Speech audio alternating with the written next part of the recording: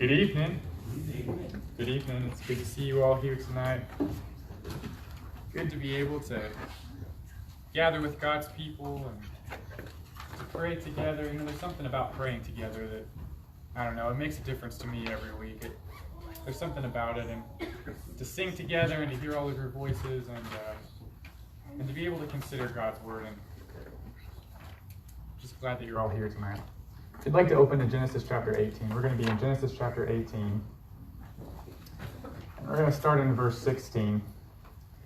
You know, we've been looking at the book of Genesis for a while.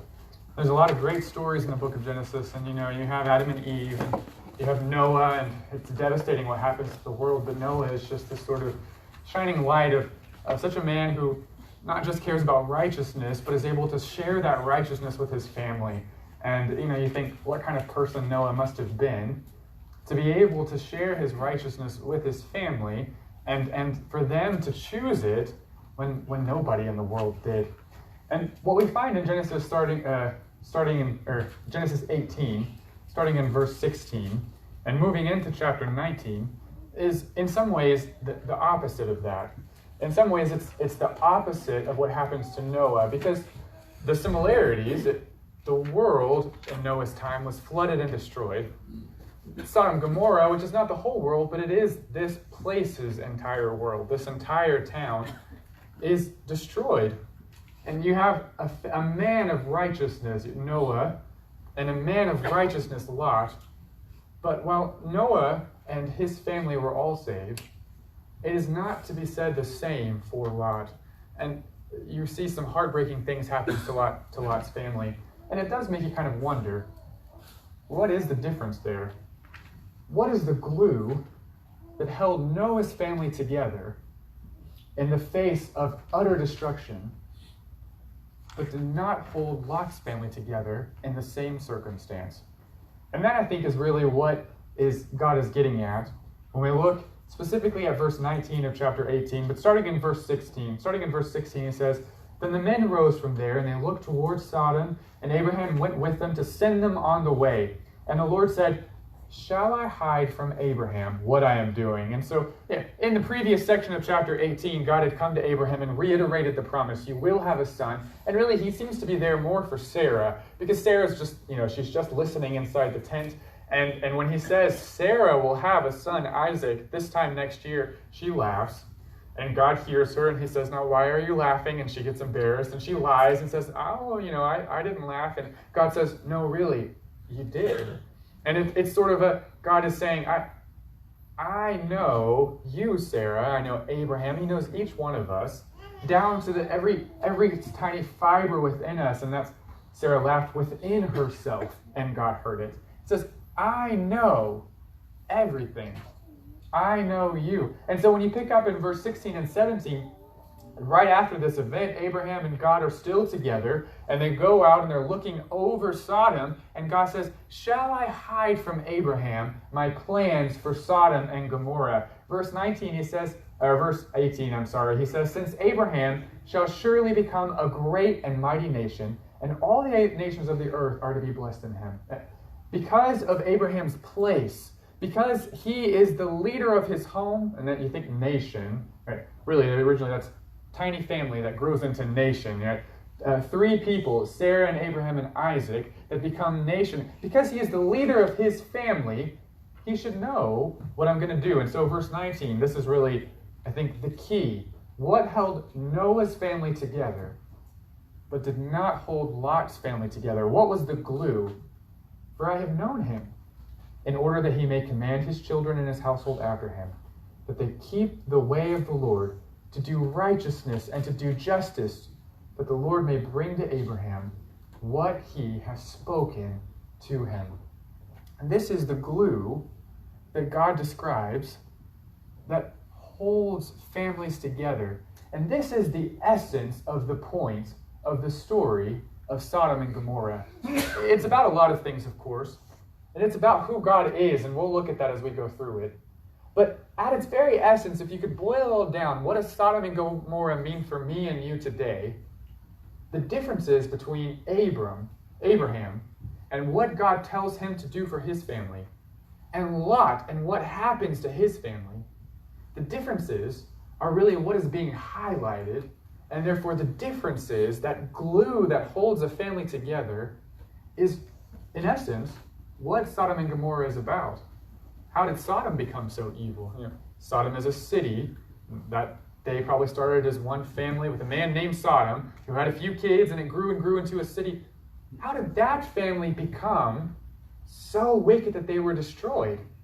Why didn't they have that glue to hold them together? What are the differences here? And so he starts off and he says, this is the glue. And he command his children and his household after him, keep the way of the Lord, to do righteousness and to do justice, that the Lord may bring Abraham what he has spoken to him.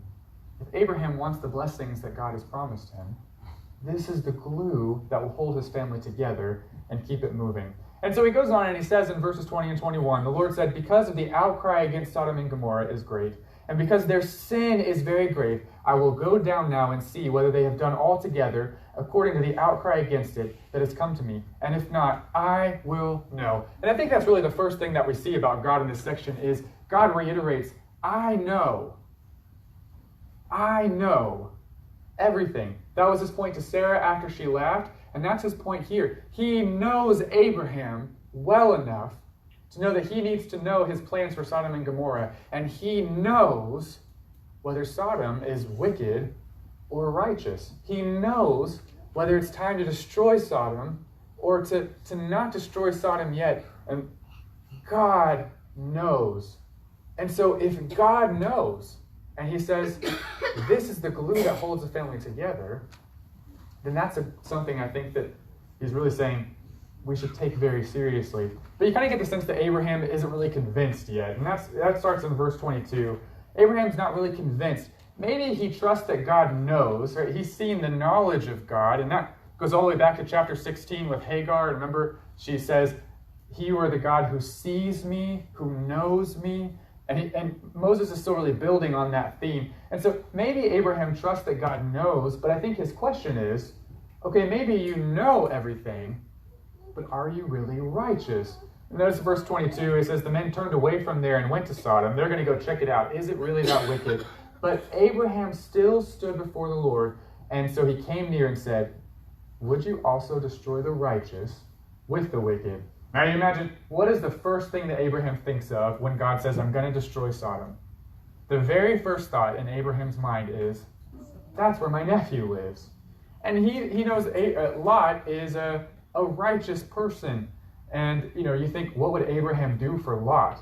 Well, in chapter 14, when Sodom, the whole village of Sodom, including Lot and his family, get taken captive by a foreign king, Abraham chases them down with his little army, and he saves Lot and the entire village of Sodom and brings them all back. You kind of get the idea that Abraham would do anything for his nephew Lot when they're having conflicts between their shepherds. Abraham's willing to give up some of his property to let Lot choose first. You go where you go, and I'll go where I'll go, and we'll have peace in our families. Abraham would do anything for Lot. And so God says, I'm going to destroy the place where your nephew lives, and he's thinking, I would do anything to save Lot. But I don't think my army of 316 men is going to be very effective against God. What can I do to save my nephew? And he kind of doubts, could you really be a righteous God if you would destroy the righteous with the wicked? And that's really what he says in verse 25. If you look in verse 25, he says, far be it from you. It's almost a rebuke. Far be it from you to do such a thing as this, to slay the righteous with the wicked, so that the righteous should be as the wicked. Far be it from you. Shall not the judge of all the earth do right? He recognizes God as the judge of all the earth. He says, I know that you see everything, you know everything. You are our judge. But are you a good judge? Are you a righteous judge? And you see Abraham struggling to understand this. And so this is then when they kind of start their almost kind of like bartering, where Abraham says, well, what if there were 50 righteous people? And God says, okay, I won't destroy it then. And then maybe Abraham's thinking, well, I know the people of Sodom, there's not 50 there. And so, it jumps down to 45 and then 30 and then 20. And then he concludes with 10. That if there are 10 righteous people there, he knows there's Lot, there's just 9 others Lot has a wife and a few kids. There's just a few other righteous people. Would you destroy an entirely wicked place and destroy the righteous with them? And so God says, if there are 10 people there, then I will not destroy the town. And so there's sort of this promise of, I will show you that I'm righteous, but what follows is God showing Abraham that he is even more righteous than Abraham could picture. What follows is God showing Abraham that he is even more powerful than Abraham had given him credit for. And we see that in the way that the story moves forward. And so you do see God is saying, I see everything, I know. And I am righteous, and I will show it to you.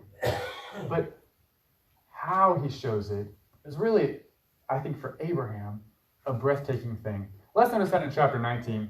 When you get into chapter 19, you switch from Abraham and God, and now you're kind of looking at the story from the perspective of the two angels who were with God when he was talking to Abraham, and they had gone on ahead to Sodom. And the idea is they're sort of going to see, is Sodom really as wicked as as God has heard that it is? Now, I think it's important to note, God already knows the answer that they're going to come up with. God knows that it's wicked. He doesn't need to send angels. But what he does need is for Abraham to see the process. He needs Abraham to see that God really is doing his due diligence. And so he sends these angels to show Abraham, I'm really taking this seriously. I've sent these agents, these representatives of mine, and they're going to go look at all the evidence and sum it all up and say, righteous or wicked. They're going to go look for those 10 righteous people. And so they enter the town, and they go to the city square, which is what anybody in that time would have done. It's kind of like, I don't remember this, but I'm told that people used to just get in their cars on Saturday nights and just kind of ride around the city square, and that's kind of like that. When you went into town, any town in ancient times, you go straight to the city square. And if you don't have any friends in town, then you take your bedroll and you just lay it out, and maybe you sleep there. But it's kind of like a message, you ever send subtle messages, you hope someone picks up on. It's a well-known message. I'm putting my bedroll here because I don't have a room. It didn't have hotels and stuff like we do. And so what you're really saying is, will someone please invite me to stay in your house tonight so I can sleep under a roof? And so they lay their bedrolls out, and Lot comes, and he says, please come stay with me. And they're polite, there's sort of, you see these kind of interchanges that are full of politeness, but everyone knows what's being meant. They say, no, we're fine. But Lot is very insistent. This is not a good place. This is a wicked place. He knows what happens to people who sleep in the city square. You must come stay with me. And so they have found one righteous person. And that's, you look in the Old Testament, and righteousness is almost always equated with hospitality. You look at how Job describes his own righteousness in the book of Job. He talks a lot about hospitality. And hospitality is not so much biblically to do with inviting people over for dinner, although that is a form of hospitality. Hospitality really has more to do with, from your own home, providing things for people who don't have what you have.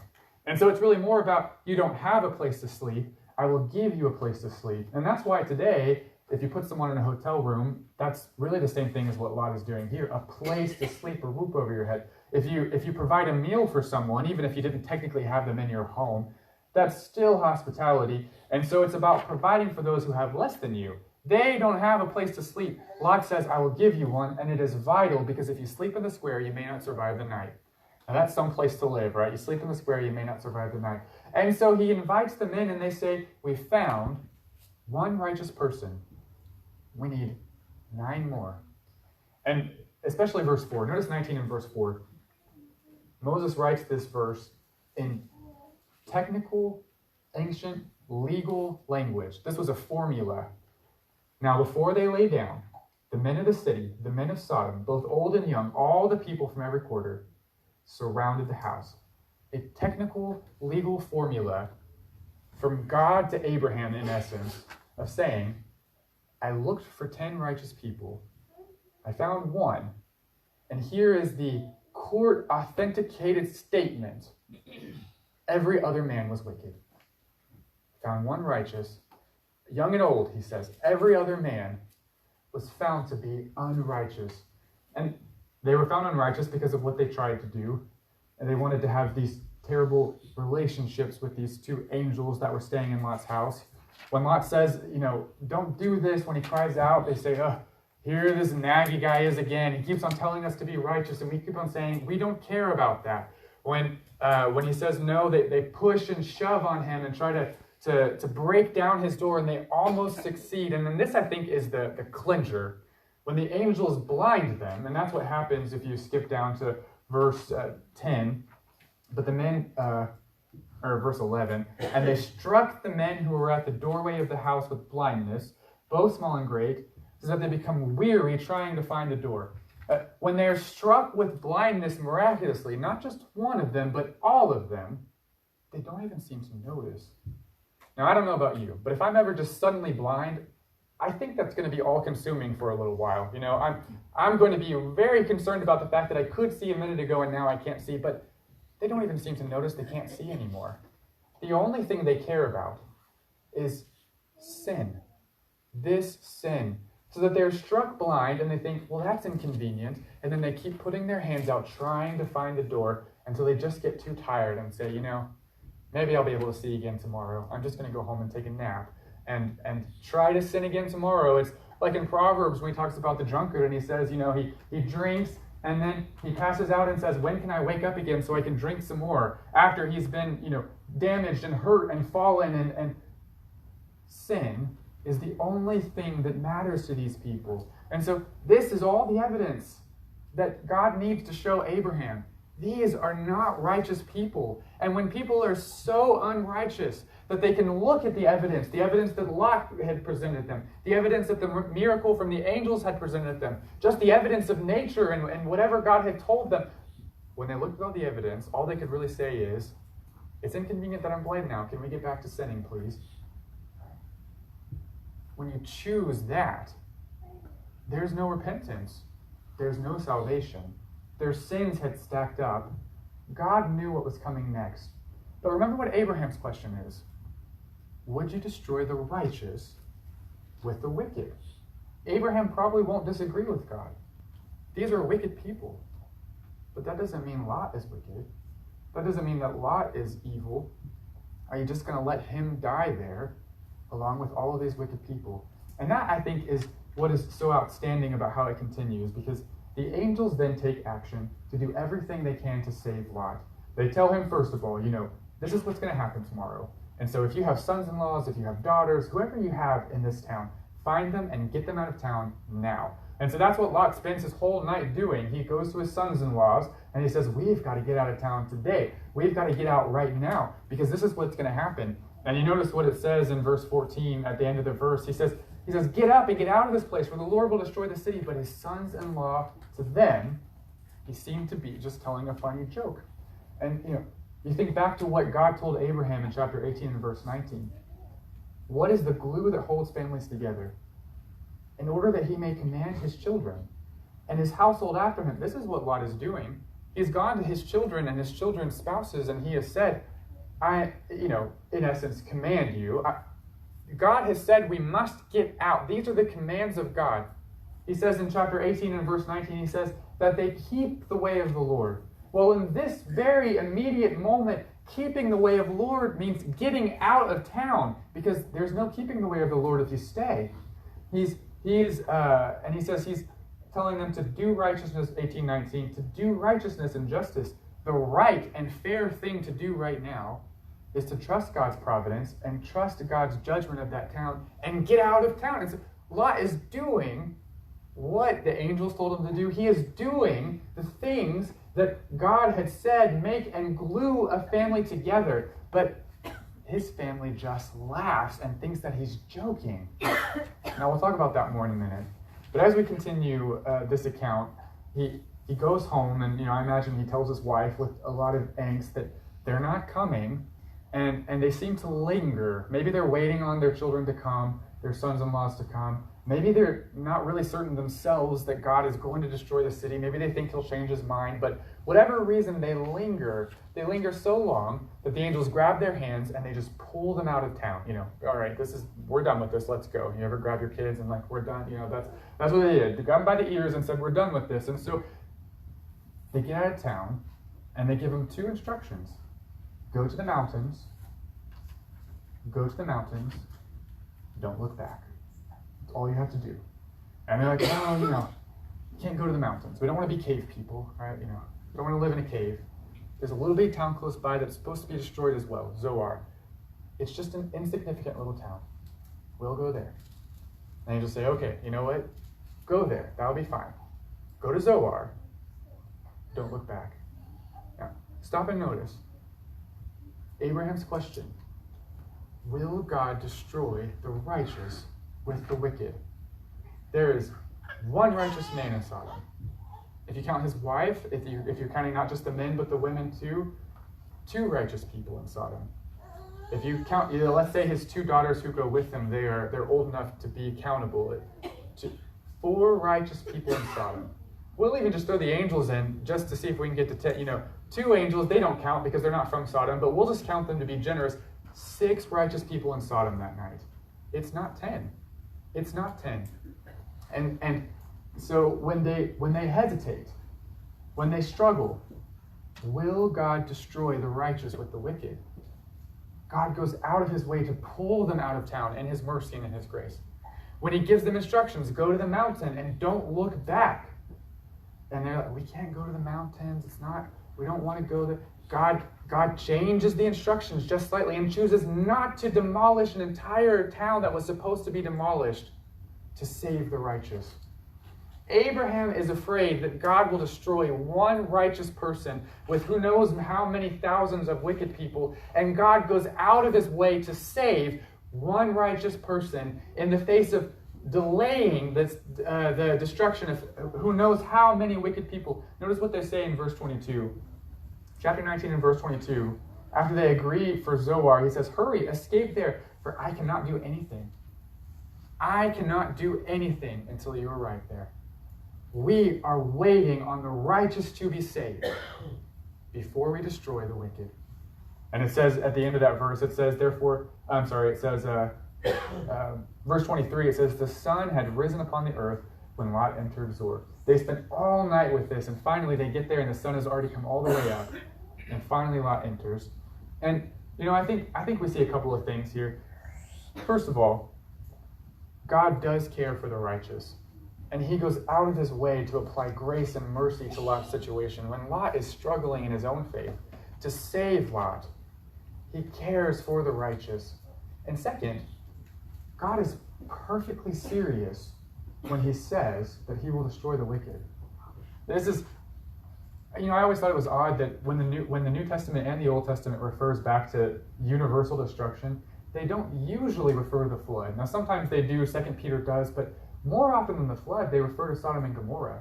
This is the Bible's defining moment of total destruction to remind us God is perfectly serious when he says that when he is coming back and the world will be destroyed, and that those who have not known him or obeyed his gospel, 2 Thessalonians chapter 1 and verses 8 and 9, that they, with flaming fire, Christ will take vengeance on them and they will be separated from the presence of God forever.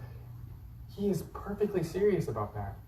But when he says he can save the righteous, he is equally serious about that. Notice what Peter says in 2 Peter. If you turn to 2 Peter chapter 2. 2 Peter chapter 2, as Peter is writing about false teachers and living in a society where there's a lot of evil people who try to pull you away, just like Lot. 2 Peter chapter 2 and verse 7, he says that God delivered righteous Lot, who was oppressed by the filthy conduct of the wicked. For that righteous man, referring to Lot, but Peter says, the Holy Spirit through Peter says, Lot is a righteous man. That righteous man, dwelling among them, tormented his righteous soul day to day by seeing and hearing their lawless deeds. But then he says in verse 9, this is what we learn about God from this. The Lord knows. And that's the first thing that we saw. The Lord knows. He not only knows all people that are righteous and all people that are sinful. He not only knows if we're doing good or if we're doing bad. He not only knows if we're sleeping or if we're awake. The Lord knows how to deliver the godly out of temptations and to reserve the unjust under punishment for the day of judgment. God knows how to condemn the wicked and save the righteous all in the same breath. He can do it all in one moment. That's what he did for Lot. That's what happens when Jesus comes back. That's what he does for all of us. In one moment, he divides, as Matthew 25 says, the goats from the lambs, and is able to save all of the righteous and condemn all of the wicked in one moment. Because God knows who we are. God knows, not if we're perfect, we know we're not perfect. We know we stumbled, but he knows if we're faithful. And that's really what's meant by righteous. He knows if we're faithful, if we're walking in the righteousness of Jesus Christ. God knows.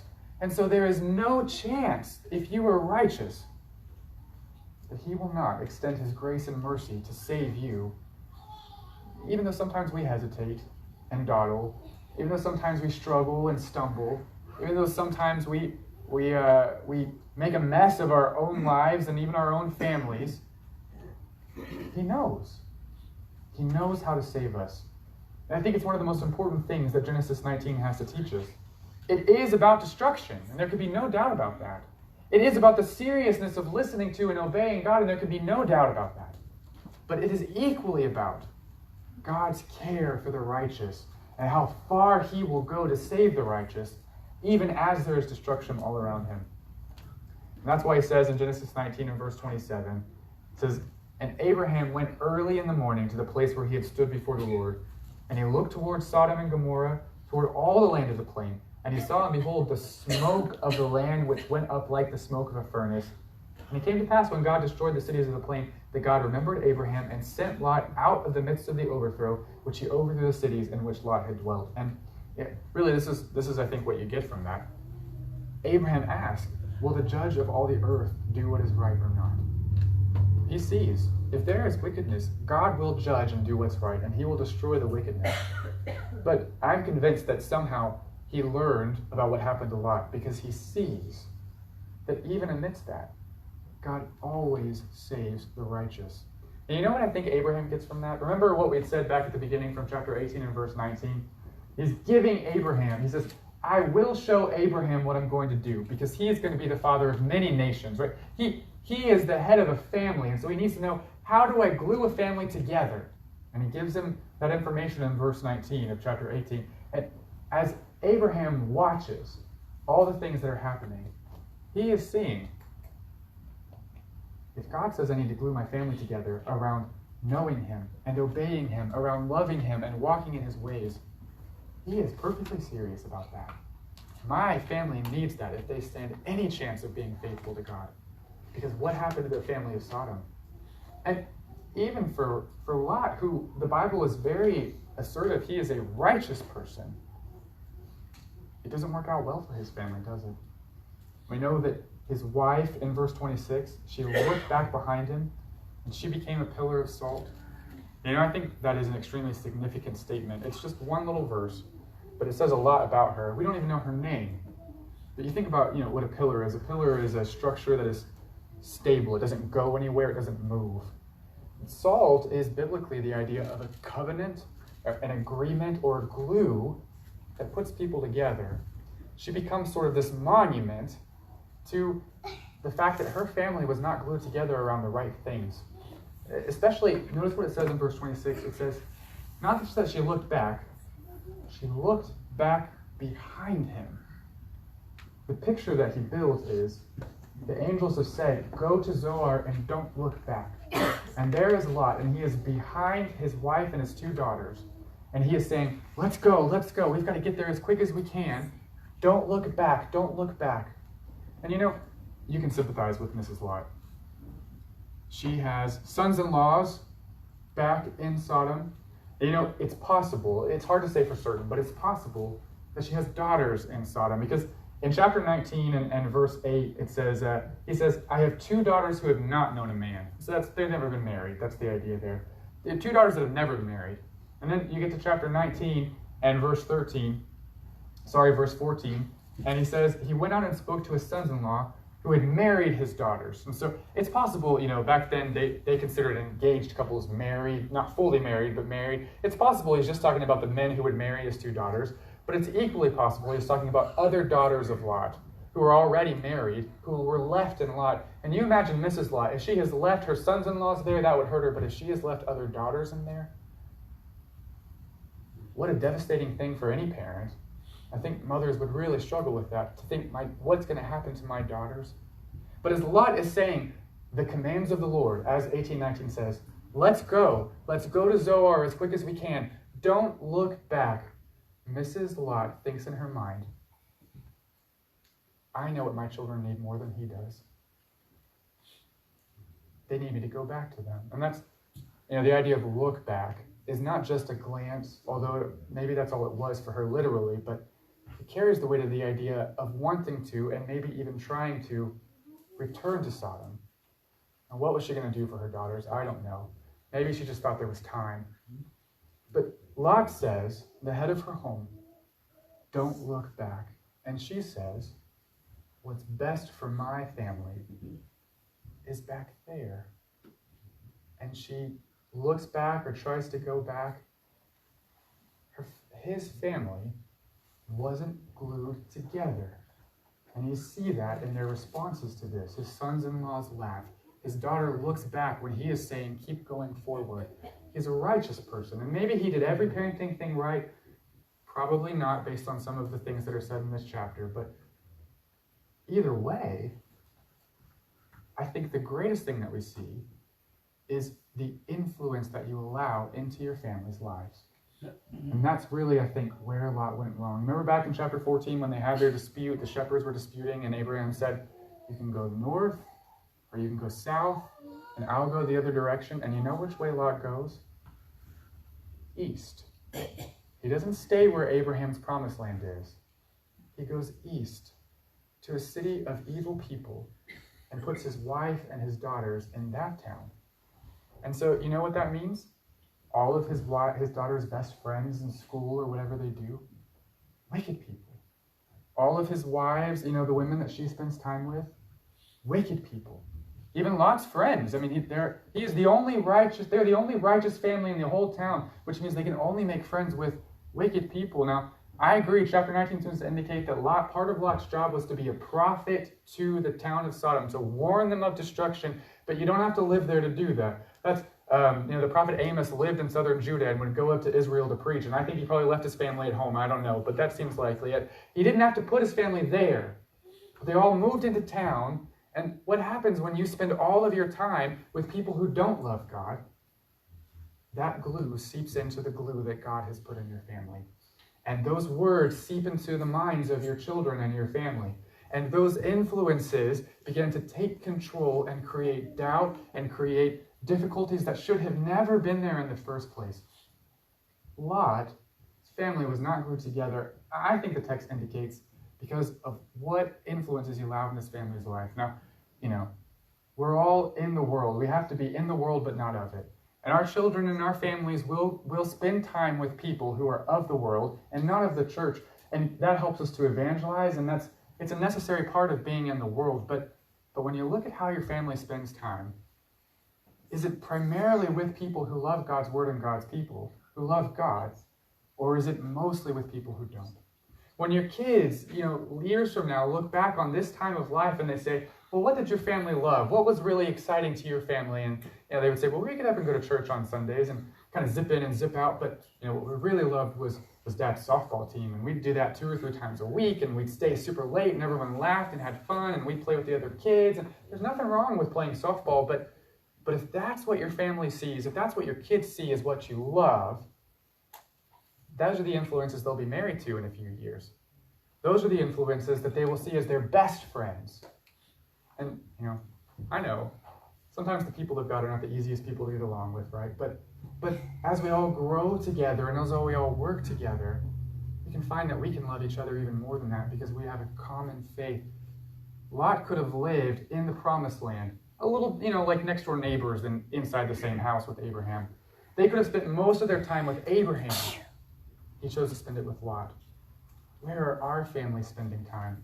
Now, very briefly, as we close, verses 30 to 38 are a very bizarre story that, we'll keep not graphic and very general of Lot's daughters and how they choose to keep Lot's line going. And it involves alcohol and some strange situations. And if you're not familiar, you can go back and read it later. But, I think what you see here is, you continue to see the influence that Sodom had on his daughters. But also you just see sort of a cultural expectation that the worst thing in the world is to not have an heir. And for them, that was true. If you didn't have a son and an heir, then your line ended, and nothing could be worse for them. Your life had no long-lasting purpose. And that was Abraham's question, right? Will you destroy the righteous with the wicked? Fine, you saved Lot, but he has no wife in order to have a son, and so he might as well be dead. And so really what we're doing is we're extending the question, can God save the righteous even when he destroys the wicked? And by their standards, salvation would include an heir. And sometimes people make bad, weird choices, and then God turns it into something good. I think if the daughters had not done what they had done, God would have provided an heir for Lot in some other better way. So I'm not saying that God approves of what they did. What I am saying is, he takes their weird, bad choice, and he makes something good out of it. And that's what God does. That's what Romans 8:28 says, that this is how they chose to go about it. But notice the point of it in verse 36. Thus, both the daughters of Lot were with child by their father. The firstborn bore a son and called his name Moab, and he is the father of the Moabites. To this day, he still has an heir on the earth. And the younger, she also bore a son and called his name Ben-Ammi, and he is the father of the people of Ammon. To this day, can God save and preserve the righteous? Yes. Does he sometimes have to work in his providence to overcome the weird choices we make to do it? Yes. But he is that powerful. And he is that good. And he is that righteous. And if he can do that for Lot, when Abraham asked, will the judge of all the earth do what's right? What can't he do for us today? And what isn't he able to do for the righteous now? And why won't he be able to save us on Judgment Day if we will just trust him? Lot is far from a perfect person, but he was righteous. He did try to walk with God, and he did his best, and God preserved him. Abraham, we know, was far from a perfect person. We see plenty of his flaws too, but he walked with God, and he trusted God, and he did his best to obey God, and God saved and preserved him. God never asked us to be perfect, because we've already blown that, right? Romans 3:23. He just asked us to get back up, even when our families fall apart, and sometimes that happens. Even when we feel alone because no one else in our family is walking with us or whatever it may be. He just asks us to get back up and keep walking, and he will work it all out for good. He will preserve and save us. And I think, while Sodom is about destruction, I think this is really the heart of it. Families.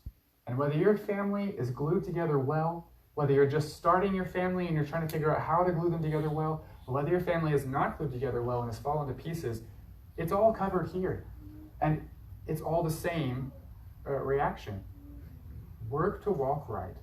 Influence your family wherever they find themselves, in whatever stage they are. Influence your family by the standards of 1819. Leave the rest to God. He will work it out. And if we can help you with anything concerning that or anything that you may not need at all, please let us know. Please come forward as we stand and as we sing.